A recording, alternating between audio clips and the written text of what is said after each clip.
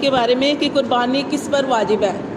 قربانی کس پر واجب ہے اس کی تھوڑی سی آپ کو تھوڑا سا بتانا ہے کہ قربانی کے لیے انسان کا مسلمان ہونا ضروری ہے. کافر قربانی نہیں کر سکتا. ٹھیک ہے, مسلمان ہونا ضروری ہے. دوسری اس کی شرط یہ ہے وہ عاقل ہونا. اب مجنون پاگل شخص ہے, اس کے اوپر قربانی نہیں بنتی. ٹھیک ہے, اس کو سمجھ ہی نہیں ہے, تو اس کے لیے عاقل ہونا جو ہے وہ فرض ہے, یعنی کہ وہ سمجھدار ہو. اور تیسرا جو ہے وہ بالغ ہو. جیسے ہم کہتے ہیں نہیں ہمارا چھوٹا سا بچہ ہے, اس کی طرف سے قربانی, یعنی اس کی تیسری شرط کیا ہے کہ بچہ بالغ ہو. ٹھیک ہے, تو یہ اس کے لیے ہے کتاب. اور پھر آگے آ کے جو مسافر ہے اس کے لیے قربانی نہیں ہے, جو کبھی ادھر کبھی ادھر سفر کے لیے. غیر مسافر کے لیے قربانی جو ہے وہ واجب ہے. ٹھیک ہے, اور اسی طرح پانچویں چیز جو ہے وہ یہ ہے کہ قربانی کا جو قربانی کرنے والا ہے وہ صاحب نصاب ہو. اور صاحب نصاب کے بارے میں آپ کو بتایا تھا کیا ہے اس کی شرائط, کہ جیسے جس کے اوپر زکوٰۃ فرض ہے اور اس کے کیا ہے کہ 7.5 تولے سونا یا 52.5 تولے چاندی, یا پھر اتنی مقدار میں آپ کے پاس رقم پڑی ہے, وہ پرائز بونڈ کی صورت میں ہے یا وہ بینک کے اندر وہ پیسہ پڑا ہے کہ آپ نے 7.5 تولے سونے کو چھوڑ ہی دینا ہے. یعنی آپ کے پاس آپ نے چاندی کو لینا ہے, کیونکہ چاندی بھی جس کے پاس ہونا 52.5 تولے اس کے اوپر یہ جو ہے اسی طرح زکوٰۃ فرض ہے اور اسی طرح یہ قربانی فرض ہے, واجب ہے. اب یہ جو اگر آج کل حساب لگایا جائے, آپ دیکھیں 52.5 تولے چاندی کا, تو وہ اتنی زیادہ رقم نہیں بنتی. اس وقت اتنا زیادہ فرق نہیں ہوتا تھا سونے اور چاندی کا, لیکن آج کل سونے کا ریٹ اور ہے, چاندی کا اور ہے. چاندی بڑی زیادہ سے زیادہ جو ہے وہ 1,00,000 1.5 لاکھ ہی ہوگی, لیکن جو سونا ہے وہ تو آپ جانتے ہیں نا کہ وہ تو 2.5 کے قریب پہنچ گیا, 2.5 تولے کی. یعنی کہ وہ جیسے کل میں آپ کو ریٹ بتا رہی تھی کہ 2 لاکھ سے اوپر 2,42,000 اس کا ریٹ ہے سونے کا, تو وہ تو اتنا مہنگا ہے. تو آپ سونے کو تو چھوڑ ہی دیں, آپ کے پاس اگر 52.5 تولے چاندی کی رقم, جو کہ آپ کو نہیں اگر پتہ تو آپ جا کے سنیار جو ہیں ان سے پوچھ لیں کہ کتنی بنتی ہے. اور میں ایک مفتی صاحب کا بیان سن رہی تھی تو وہ کہتے ہیں تقریباً 80,000 یا لاکھ وہ بنتا ہے. اور 80,000 لاکھ ہر بندے کے پاس نہیں, مطلب کہ ہوتا ہے کہ نہیں. اچھا, اس کے علاوہ اور چیز بھی دیکھ لیں, آپ کے پاس پرائز بن پڑے ہیں, آپ کے پاس بینک کے اندر پیسہ پڑا ہے, یا اس کے علاوہ اور بھی دیکھیں حاجات اصلیہ سے زائد جو آپ کی حاجت ہے, جو آپ کی اصل حاجت ہے. جیسے آپ کی حاجت ہے آپ کو ایک چارپائی یا ایک بیڈ چاہیے, لیکن آپ کے گھر کمرے ہیں, کمروں کے اندر ہر کمرے میں بیڈ لگے ہوئے ہیں. آپ کو ضرورت ہے ایک بیڈ کی, لیکن آپ کے گھر 3 کمرے ہیں اور تینوں کمروں میں بیڈ لگے ہیں. آپ بیڈ لینے جاؤ تو کتنے کا آئے گا, میٹرس لینے جاؤ کتنے کا آئے گا. تو آپ کی حاجات اصلیہ سے زائد ہے. اگر ان بیڈوں کی قیمت دیکھی جائے جو 2 بیڈ ایکسٹرا ہیں, آپ کو ایک اے سی کی ضرورت ہے, اے سی بھی بلکہ ضرورت میں نہیں ہے, وہ پنکھے ہی ہیں, لیکن چلو اے سی لگا ہوا ہے. آپ کے دوسرے کمروں میں بھی اے سی آپ نے لگا رکھا ہے کہ کوئی مہمان آتا ہے تو دوسرے کمرے میں, تو یہ آپ ایک اے سی کا حساب لگاؤ کہاں جاتا ہے, 1.5 لاکھ کا تو اے سی آتا ہے. تو بات یہ جو آپ کے پاس آپ کی اصل حاجات سے زیادہ چیزیں ہیں, اگر وہ بھی آپ کے پاس موجود ہے تو قربانی آپ کے اوپر واجب ہے. اسی طرح آپ گھر کی چیزوں کو دیکھ لیں, آپ کو ضرورت ہے چند برتنوں کی کھانے کے لیے, لیکن آپ کے پاس برتن پڑے ہوئے ہیں, برتنوں کے سیٹ اکثر عورتوں کے پاس ہوتے ہیں نا, برتنوں کے سیٹ, اور ایک سیٹ کا حساب لگایا جائے تو کہاں آ جائے گا, 20-25 ہزار کا ایک سیٹ آتا ہے, شاید اس سے بھی مہنگا آتا ہو. تو اگر آپ کے پاس سیٹ پڑے ہوئے ہیں برتنوں کے اور وہ آپ کی حاجات اصلیہ سے زائد ہیں تو آپ کے اوپر قربانی واجب ہے. ٹھیک ہے, یہ ساری چیزیں ہم صرف دیکھتے ہیں کہ ہمارے پاس سونا نہیں ہے, ہم یہی دیکھتے ہیں نا سونا ہی نہیں ہے ہمارے پاس تو سونا ہی نہیں, اس کا مطلب اتنا سونا نہیں ہے, ہمارے اوپر قربانی فرض یا واجب نہیں ہے. تو فرض اور واجب جو ہے جب چیز آپ کے اوپر ہوگی, اگر آپ نہیں کریں گے تو آپ گناہ گار ہوں گے. نبی پاک صلی اللہ علیہ وسلم کبھی بھی صاحب نصاب نہیں رہے, لیکن آپ صلی اللہ علیہ وسلم نے ہر سال قربانی کی ہے. یہاں تک حضرت عائشہ رضی اللہ تعالیٰ عنہ فرماتی ہیں کہ 3 دن, کبھی ایسے 3 دن نہیں گزرے کہ ہمارے 3 دن ہم نے کھانا کھایا ہو. یعنی ایک دن مل گیا تو دوسرے دن ہو سکتا ملا نہ ہو. یعنی وہ کہتے ہیں کہ ایسا دن کبھی نہیں گزرا کہ ہم نے 3 دن مسلسل کھانا کھایا ہو. ہاں, جیسے ہم لوگ کھاتے ہیں نا, ہم تو 3 ٹائم کھاتے ہیں نا. وہ کہتے ہیں کہ دن مسلسل ہم نے کبھی کھانا نہیں کھایا، لیکن اس کے باوجود نبی پاک صلی اللہ علیہ وسلم ہمیشہ 2 بکرے ذبح کرتے تھے، دو قربانیاں کرتے تھے، 2 قربانیاں، بکرا ہو گیا یا گائے کے اندر حصہ ڈالا، یعنی 2 قربانیاں کرتے تھے۔ تو صحابہ کرام پوچھتے تھے کہ اللہ کے رسول یہ 2 قربانیاں کس لیے کرتے ہیں؟ تو آپ نے کیا فرمایا؟ یہ اس لیے کرتا ہوں کہ ایک اپنی طرف سے اور ایک اپنی امت کی طرف سے، اپنی امت کی طرف سے۔ تو ہمارے پاس بھی اگر پیسے ہوں تو جیسے آپ اپنی صاحب نصاب ہے، آپ کے پاس کھلے پیسے ہیں، تو آپ اپنی طرف سے بھی کریں، نبی پاک صلی اللہ علیہ وسلم کے لیے بھی کریں، ٹھیک ہے؟ تو یہ نبی پاک صلی اللہ علیہ وسلم یہ قربانی کرتے تھے۔ تو یہ حاجات اصلیہ سے سمجھ آ گئی ہے نا، جو چیزیں آپ کے پاس ایکسٹرا ہیں گھر کے اندر، ان چیزوں کا آپ حساب لگائیں گے۔ آپ سونے چاندی کو تو چھوڑ ہی دیں، اگر ان کی قیمت 80,000 یا لاکھ ہے تو آپ کے اوپر قربانی واجب ہو جائے گی، ٹھیک ہے؟ تو یہ ساری چیزیں ہیں۔ اب نبی پاک صلی اللہ علیہ وسلم 2 جانور کیا کرتے تھے، جیسے ابھی آپ کو بتایا، اور نبی پاک صلی اللہ علیہ وسلم کی حدیث کا مفہوم ہے کہ ابن آدم کا سب سے بڑا عمل ذوالحجہ کے دن، کون سا ذوالحجہ؟ 10 تاریخ کو، کون سا سب سے بڑا عمل کیا ہے؟ قربانی ہے۔ یعنی کچھ لوگ کہتے ہیں نا کہ آپ جیسے کوئی حج کرنے جاتا ہے تو لوگ کہتے ہیں کہ آپ نے حج ہی کرنا ہے تو آپ یہ پیسے کسی غریب کو دے دیں، یا جیسے قربانی کرنی ہے تو آپ نے قربانی کے پیسے آپ غریب کو دے دیں۔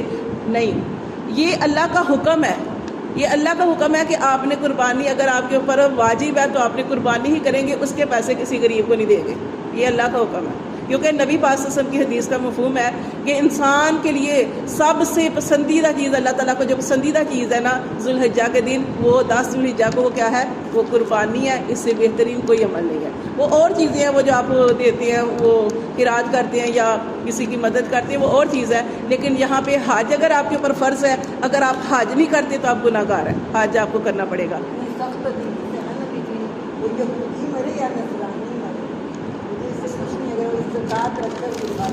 ہاں جی، وہ اس کے بارے میں آتا ہے نا کہ جو استطاعت رکھے اور حج نہ کرے تو یہ بھی گناہ گار ہے۔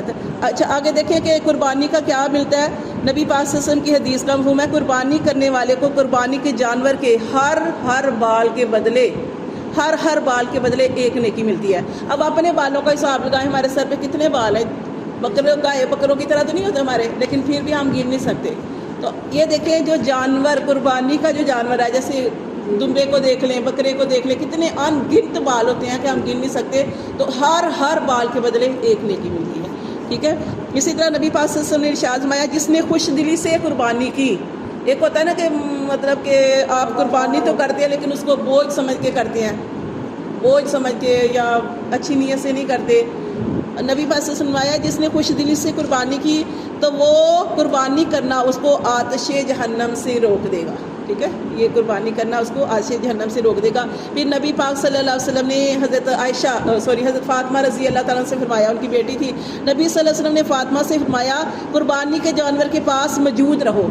پہلے وہ خود ہی کیا کرتے تھے، جیسے حضرت علی کر رہے ہیں تو حضرت فاطمہ ان کے پاس کھڑی ہو سکتی تھی، نبی پاک آ رہے ہیں تو وہ کیونکہ محرم رشتے تھے، تو انہوں نے کہا نبی پاک صلی اللہ علیہ وسلم نے ارشاد فرمایا فاطمہ قربانی کے جانور کے پاس موجود رہو، کیونکہ اس کے خون کا پہلا قطرہ گرتے ہی تمہارے سارے گناہ معاف کر دیے جائیں گے۔ تو یہ چھوٹی بات نہیں ہے کہ ہم کتنے گناہ گار ہیں، تو جیسے ہم قربانی کرتے تو جیسے خون کا ایک قطرہ گرتا ہے تو جو آپ نے خوش دلی سے قربانی کی ہوتی ہے، تو ویسے قربانی تو ویسے سارے جو بھی کرتے ہیں وہ اللہ کی رضا کے لیے کرتے ہیں۔ جیسے وہ ایک آیت بھی آتی ہے نا کہ اللہ کو تمہارا ان جانوروں کا کیا نہیں پہنچتا، گوشت بھی نہیں پہنچتا، خون بھی نہیں پہنچتا، کیا پہنچتا ہے؟ ہاں تمہارے دلوں کا تقویٰ پہنچتا ہے، تقویٰ پہنچتا ہے کہ اللہ تعالیٰ اس کے ذریعے کیا کرنا چاہتا ہے؟ تمہیں تقوی والا بنانا چاہتا ہے کہ تمہاری نیت کیا ہے، نیت پہنچتی ہے، اللہ کو نیت پہنچتی ہے، اللہ گوشت بھی ہم نے کھانا ہے۔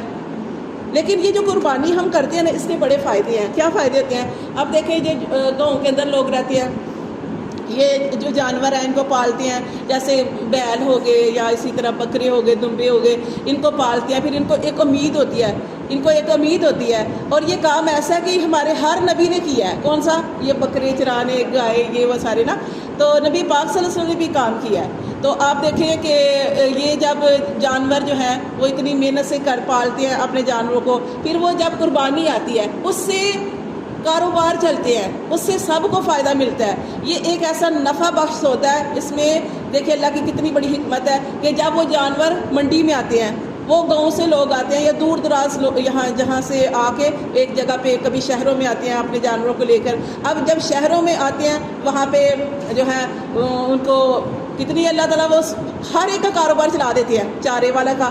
اب گاؤں میں تو ان کو فصل جو ہوتی ہے وہاں سے وہ بیچارے چار چن لیتے ہیں, ایسی جگہ ہوتی ہے. لیکن یہاں پہ آ کے اللہ تعالیٰ چارے والے کو اس کا کام چلا دیتے ہیں.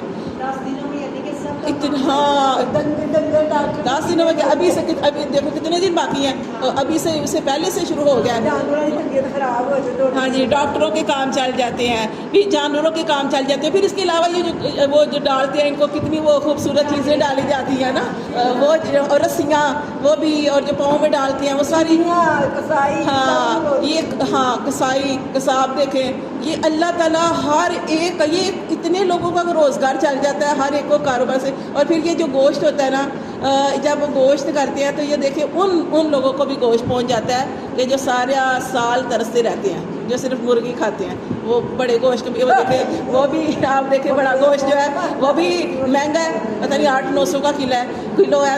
اور اسی طرح وہ جو دوسرا 1200 کا, اور دوسرا جو ہے وہ جو دوسرا ہے وہ تو ماشاءاللہ اس کا تو کیا حساب ہے, ریٹ بھی نہیں پتا ہمیں تو. ہاں جی, تو بات یہ ہے کہ یہ اس سے ہر بندے کو فائدہ ہوتا ہے.